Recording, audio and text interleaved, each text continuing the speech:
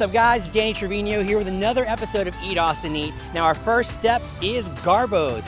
Now Heidi Garbo flies her lobsters in daily from the East Coast. Yes, I said daily, that's crazy, right? Now it's all part of how she's serving New England cuisine with an Austin twist.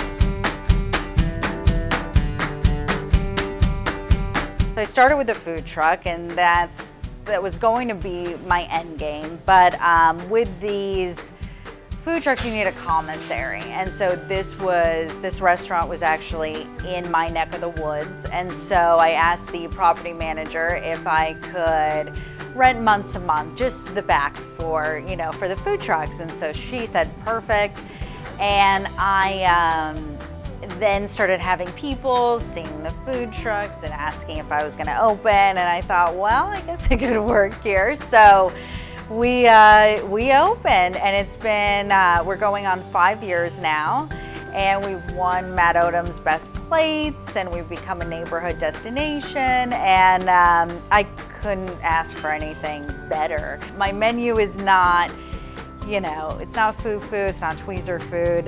We're really just doing food that I like to eat, and what I kind of wanted in the food truck, this is just expanded on. So, but it's really a food truck kind of atmosphere. We're going to start with our bread that we get specially sourced for us from a bakery in Houston called Slow Dough. It is a top split hot dog bun, brioche. I add a good hearty serving of butter. We have our main lobster meat already tossed lightly with mayo, celery, seasoning, lemon zest. Put the beautiful lobster meat inside. And then we sprinkle some of our house seasoning. It's our version of Old Bay seasoning. There's about 16 different spices in here. Sprinkle that on. Top with fresh lemon juice. And then that is going to be served with our Cape Cod chips. There you have it, our beautiful Maine style lobster roll. We have here our fish and chip that's beer battered with a local live oak hefeweizen that I like to use. It's paired with malt vinegar, ketchup, and a grabiche that I make instead of using tartar sauce. I think it brings a different flavor with the tarragon. We also then have our crab cake that we make with fresh peaky toe Maine crab, and it's paired with a fennel and arugula salad, mandarin oranges. Next, we have our decadent lobster grilled cheese that we make with white cheddar, smoked Gouda, fresh cherry roasted tomatoes, and of course the star of the show, the fresh Maine lobster. And that is paired with our tomato soup that we make from scratch in-house, and it's meant to be dipped in. So you can't get better than a lobster grilled cheese. I am fortunate that I have a family connection behind the lobster. My family's been in the lobster industry for over 45 years. So in that way, I know that I'm getting the best quality. And everybody that we have up there, I have friends that have been in the scallop industry forever. So we buy scallops from them, and then the crab we get from another distributor that my family's known. So it's really, it really is the best quality that you can get. And so you have to have that in order to make this work. I mean, it's quality, consistency, cleanliness, and customer service. And that's really what it's all about.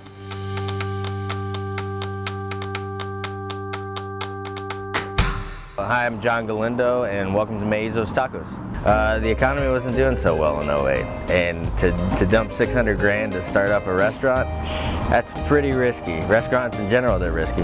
So, we decided to check out Craigslist. We found a trailer and it was a means to get into brick and mortar with a smaller investment. So, you know, we threw the idea around. We pulled some of the old recipes from our family and then kind of modified them a little bit that have been in the family for 50 plus years, and kind of put a creative spin to it.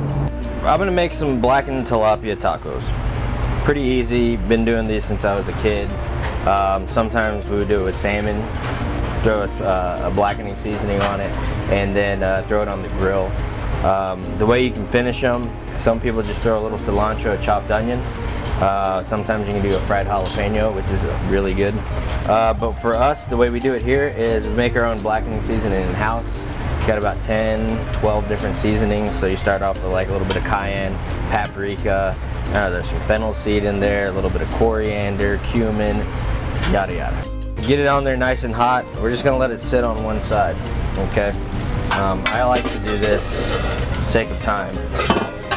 Cover it, so that creates a little oven and it's getting blackened on the bottom. I'm gonna flip one over just to show you that char it got. You want that blackness. That's the whole key behind blackening things. It's not your average mainstream taco place that sells greasy tacos. You know, it's something that's cleaner, it's fresh ingredients, and you know, every time you come here, you're going to be satisfied, and there's always something new to try. There's some secret tacos on the menu. One of them is the old school. It's hands down, it's so simple, and it's just classic crispy taco, but the shell's fried, it's nice and flaky.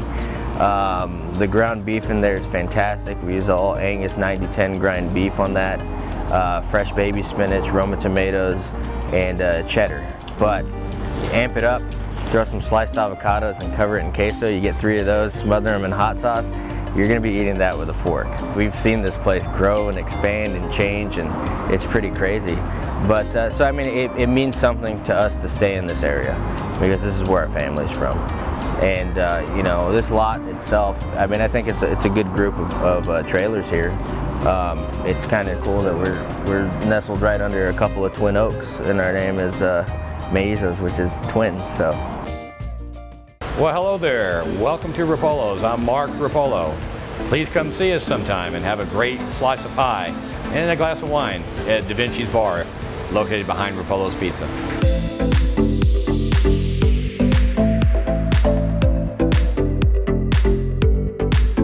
So you guys are open every day from what, 11 to 3? We're open to about 3 in the mornings, 363 days a year. We're closed on Christmas Eve and Christmas Day.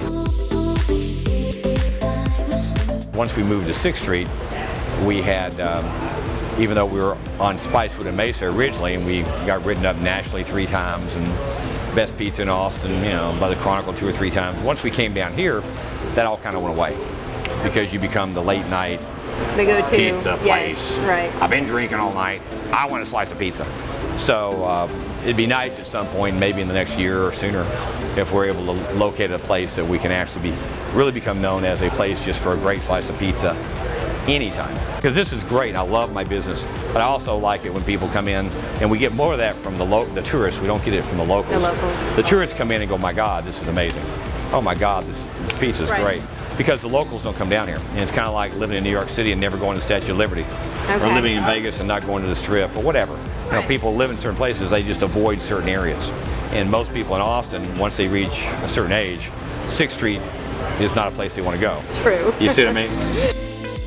I thought, you know, at some point I would love to expand Roppolo's and have a patio and a deck type situation or something down the road where we could actually serve a glass of wine.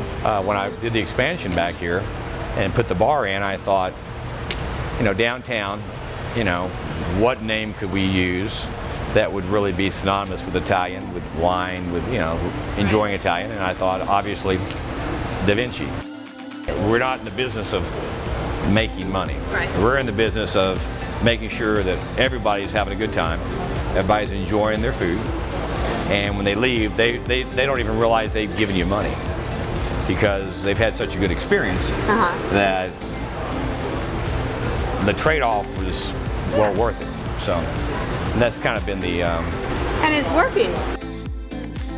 All right, guys, we're about to give you some kitchen access at Eldorado Cafe. Now, Chef Joel had a crazy idea for his ribs. He actually wanted to sauce them while they were cooking. And that's just one of the things that makes his shiny ribs so special. Check it out. All right, so we're gonna make some St. Louis spare ribs today. And the first thing that we do, it's kind of a pain, but I think it's worth it, is to take the silver skin off. Usually what you do is you'll just get a point of the knife, loosen a little bit, and pull off the silver skin like that. It's important so that the seasonings can penetrate it, and it makes it a little bit more tender. Some cookbooks are going to tell you not to do it. I've had bad luck when I haven't. I always take the extra time to pull that off. Then we're going to make our spice rub, and we use a brown sugar rub. It's 3 ingredients. It's like a simple blues song. We got 1 cup of brown sugar,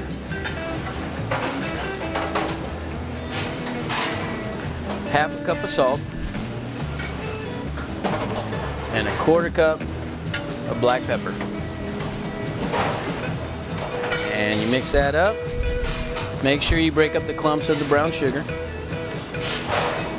And then for each rack of ribs that we're doing, we use 3 ounces volume of the rub. So what I've learned to do is get a 1/4 cup measuring cup, and it's 2 ounces. So fill it up halfway for 1 ounce on the bottom side. There's not a lot of meat here, so you don't need to waste a lot of your rub. But you do want to season it. And make sure you rub it in so it doesn't fall off. Then we flip it to the meatier side and go the full 2 ounces, or a full 1/4 cup. And we rub it in. Smoking ribs is always a better way to cook ribs, but we all don't have smokers, and sometimes we don't have the time to smoke ribs. This is a real easy recipe it's going to take about an hour and 40 minutes to bake, and you see the prep time took maybe 5 minutes. So we've got the seasoning ready to go. We're going to pop these in uncovered for about an hour. We'll check them at 40 minutes to make sure they're not burning. But what we're going to try to do in this first phase is get a good, nice sear on the top of the ribs. The sugar's going to melt, creating a crust and a caramelization a little bit, and it really packs a lot of flavor. So as you can see, we're actually getting some good caramelization, a little crispiness over there. So we've got a great crust or sear on the top side. The way I like to tell if a rib is done is I grab it by the tongs and I wave it. And you can see the meat's still sticking together, nothing's breaking off, the ribs aren't starting to separate. So we need more time in the oven, but we're already at a good spot with the sear, so we're going to cover it and finish it so that it keeps cooking without burning the top so much. These are going to go back in the oven for about another 30-40 minutes, and we'll check them, see how tender they are, and should be good to go. All right, so it's been about another 30 minutes, and we're going to take a look. One thing you can see to let you know that the ribs are close to being done or are done, the meat starts to pull away from the bones. And the second big test is the tong test. And you can see the meat starting to break. That means it's tender. I'm a big subscriber to Need No Teeth to Eat My Beef. It's a good idea to have patience when you're roasting or smoking or cooking anything involving meat on a bone. Take your time, don't rush things. That's one problem when you get tough, stringy ribs. It's because they just needed about 30 more minutes in the oven. So Moonie's Stuart Ward got into the restaurant business because he loved local craft beer. I mean, who doesn't love one of those, right? I know I do. But check this out, guys. He took over one of the Mooney's locations a couple of years ago because he saw it as a diamond in the rough. Now, we took a short ride to Cedar Park to see how he made this burger joint shine. Welcome to Mooney's Burger House in Cedar Park. I'm Stuart Ward, I'm the owner here. Let's go see what it's all about.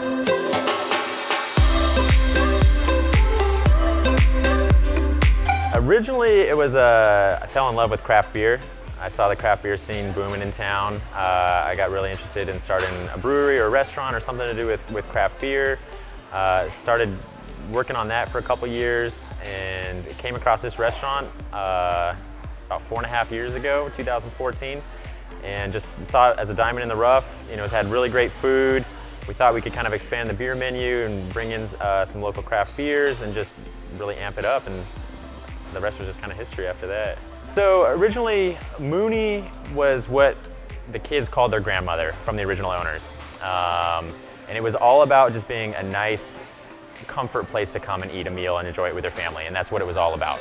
And that's what we've tried to maintain, is a very family-friendly, family-focused environment. Focus on kids' meals and keeping them happy with snow cones and games, a little arcade and table games and things like that.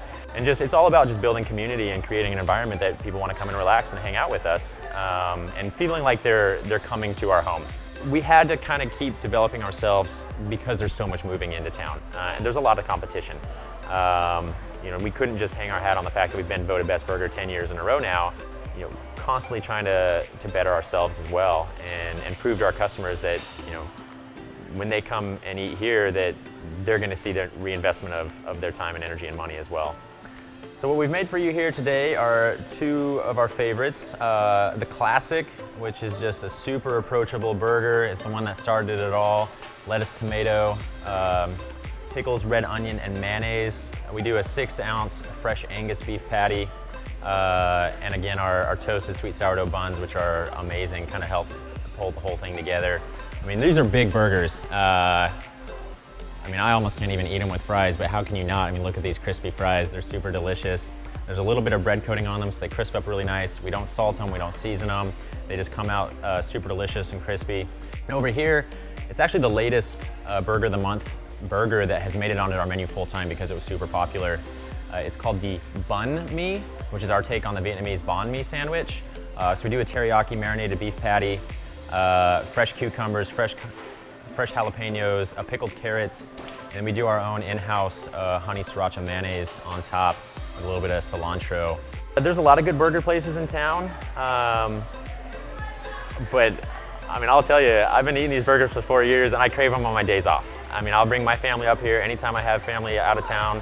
I mean, this is the place that we go to. And we'll eat at a lot of other burger places in town, but I think the one thing that we do have is some really creative burgers at a very reasonable price. Now, you want to come out and try something pretty creative and fancy for $7, you know, come on out to Cedar Park and see what we've got.